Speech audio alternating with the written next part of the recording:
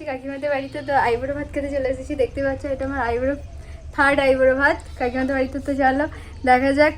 উনি অনেক ডেকোরেশন করেছে, অনেক কিছু করেছে, চলো তোমাদেরকে সবটা দেখাই। উনি কত সুন্দর ডেকোরেশন করেছে, এখনো আল্লাহটা আসা বাকি, কারণ আমি অনেক লেট করেছি।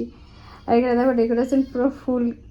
তোমাদেরকে জানি তোমাদেরকে ভালো লাগবে না দেখতে, কারণ কারেন্টটা আজকে নেই আমাদের এদিকে, সেই জন্যে অন্ধকার অন্ধকার মনে হতে পারে।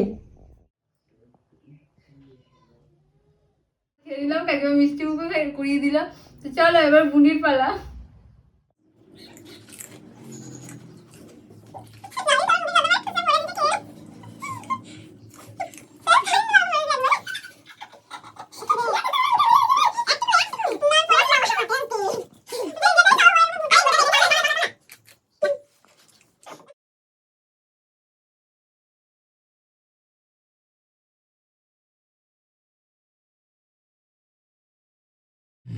এইখানে থাকবে সেটা।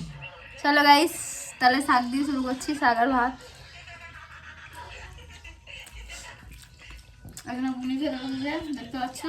ওদিকে আছে ভাই আর কাকিমা আসছে। তো সবাইকে নিয়ে ওরা বসতে চাইছিল না, কিন্তু আমি বললাম না, সবাই মিলে একসাথে খাবো, অনেকটা লেট হয়ে গেছে। আর এদিকে দেখো উনি আমার মাথাতে ফুল লাগিয়ে দিয়েছে, আমার কেমন লাগছে অবশ্যই করে জানিও।